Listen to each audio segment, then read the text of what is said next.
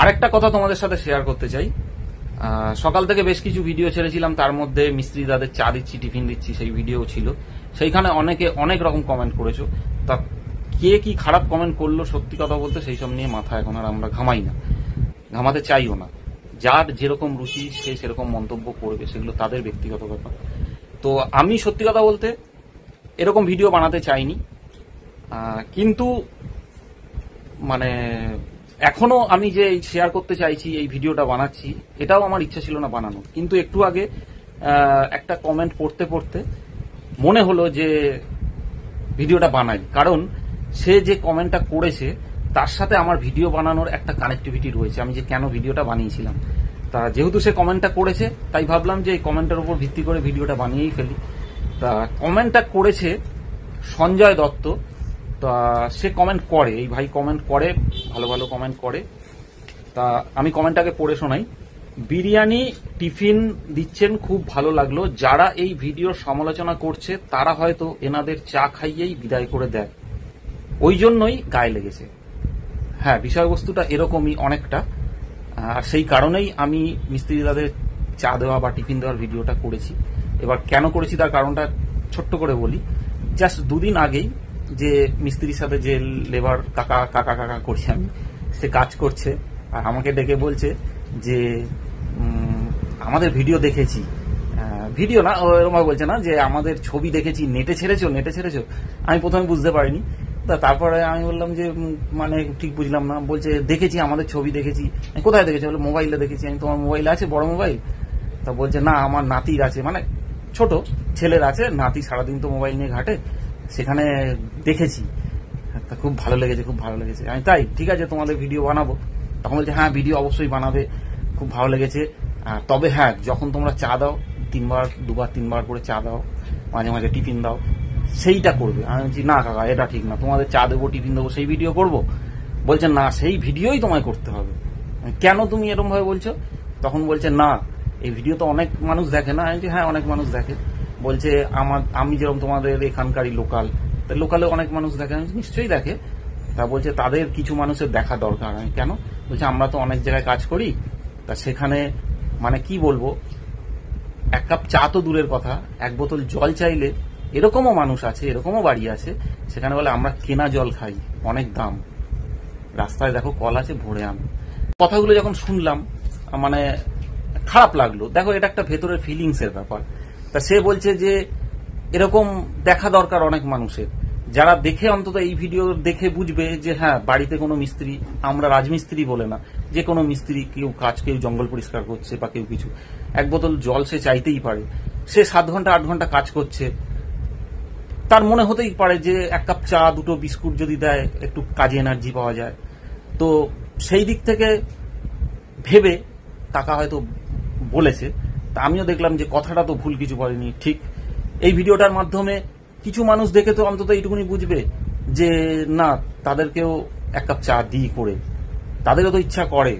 এবার অনেকে আবার আছে, যদি তারা নিজেদের পয়সা দিয়ে, যদি দোকানে চা খাওয়ার পয়সা কি কারুর কাছে থাকে না, 2-5 টাকা, তারা যদি খেতে গিয়ে 10 মিনিট সময় কাটিয়ে আসে, সেক্ষেত্রেও বলবে যে হ্যাঁ, তোমাদের কাজ দিয়েছি, সে কন্টাক্টে দিক আর যেভাবেই দিক না কেন, তোমরা তো অর্ধেক সময় চা খেতে যাচ্ছ, টিফিন খেতে যাচ্ছ, কাজ কতক্ষণ করছো, সেই নিয়েও তারা চেঁচামেচি করে। তো তোমরা যদি চাও যে তারা কাজ করুক, তাহলে এক কাপ চা তাদের করে দাও না, অসুবিধা কি আছে? তা এটা একটা মানে তখন আমার মনে হলো যে ঠিক আছে, চলো। সেরকম আজকেও যখন আমি মানে টিফিনটা সুস্মিতা দেবে, ঠিক আছে, আমি পরোটা নিয়ে এসেছিলাম, আমি বললাম চলো তুমি রেডি করো, মিস্ত্রি দাদের দাও, আমি ভিডিও করবো। আর তুমি তখন কি বলেছিলে? আমি বলেছিলাম এই ভিডিওটা করতে হবে। বলছে যে তুমি মিস্ত্রি দাদের দেবো, দাদা করো না, আমার বলছে করো না। পছন্দ করি না, মানে সত্যি কথা নিজেরা দেখো, আমরা করি খাওয়ার ভিডিও, কিন্তু বেশিরভাগই আমরা খাওয়ার ভিডিও করি। এই মুড়ি খাচ্ছি, চানাচুর খাচ্ছি, ভাত খাচ্ছি, দুপুরবেলা ভাত খাচ্ছি, রাত্রিবেলা খাচ্ছি, খাওয়ার ভিডিও করি।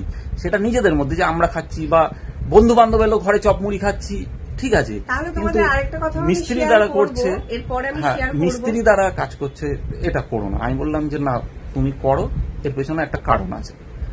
তা বলছে যে কি কারণ আছে বলো। আমি বললাম মিস্ত্রি দ্বারা বসে আছে, আমার ভিডিওটা করতে দাও, ভিডিওটা ছাড়বো তো পরে, করো, তারপর আমি তোমার কারণটা বলছি। তারপর আমি সুস্মিতাকে বললাম, জানো এই ব্যাপার, কাকা আমাকে 2 দিন আগে এই কথা বলছে, তোমাকে বলতে আমার খেয়াল নেই। তা বলছে না তাহলে অবশ্যই করো, কিছু মানুষ দেখুক। তা সেই জন্যই বলছি যে এই যে মানে এই সঞ্জয় দত্ত যে কমেন্টটা করেছে, এই কমেন্টটা করে আমার তখন এটা মাথায় খেলে গেল যে তাহলে এইটা নিয়ে শেয়ার করে দিই, লোককে বলেই দিই, তা বুঝবে কি করে, তাই না?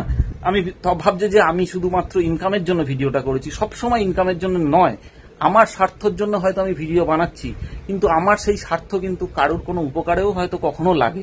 যেরকম হয়তো এই মিস্ত্রিদের উপকারে লাগবে, হয়তো কোনো জায়গায় বাড়িতে কারোর বাড়িতে কাজ করতে গেছে, সেখানে হয়তো মানবিকতার খাতিরে তখন হয়তো তারা ইচ্ছা না থাকলেও এক কাপ চা দেবে, এক বোতল জল দেবে। তা সেই কারণেই এই সঞ্জয় দত্ত যে কমেন্টটা করেছে, কমেন্টটা করার পরেই আমার মনে হলো যে তাহলে ভিডিওটা আমি এইভাবে বানিয়ে তোমাদেরকে বিষয়বস্তুটা বলি। তা সেইটাই আর কি, ওর যে লাস্ট লাইনটা করেছে যে যারা সমালোচনা করছে তারা হয়তো এক কাপ চা খাইয়েই বিদায় করে দিত, না, এমন কিছু মানুষ আছে যে এক কাপ চাও তারা দেয় না। তা যাই হোক, ব্যাপারটা হলো যে সবকিছু নিয়ে যদি ভিডিও বানাতাম তাহলে তো হয়েই যেত। সবকিছু নিয়ে কিন্তু সবাই, আমার কথা বলছি না, যারা সোশ্যাল মিডিয়াতে আছে অনেকেই হয়তো অনেক টাকা রোজগার করে, তার অন্তরালেও কিন্তু অনেক ক্রিয়েটার আছে যারা অনেকের জন্য অনেক কিছু করে, সবকিছু কিন্তু প্রকাশ্যে আনে না। আমরা বলছি না অনেকের জন্য অনেক কিছু করি, কিন্তু যেটুকুনি মানুষের জন্য করার প্রয়োজন আমাদের সামর্থ্য অনুযায়ী আমরা করার চেষ্টা করি। যাই হোক, সেগুলো নয় থাক। তবে একটা ছোট্ট কথা আমি উদাহরণ দিয়ে তোমাদেরকে বলি আর কি। যেরকম সুস্মিতা জাস্ট কদিন আগেই মায়ের সাথে দেখা করতে গেছিল বারাসাত, তা আমরা যখন ক্যাবে যাচ্ছিলাম, যে ক্যাব চালাচ্ছিল ভদ্রলোক খুবই এজেড পার্সন ছিল। তা সুস্মিতা তো এমনি গল্পগুজব করার খুব একটা হ্যাবিট, মানে যার সাথেই একটু জমে যায় একদম গল্প জুড়ে দেয়।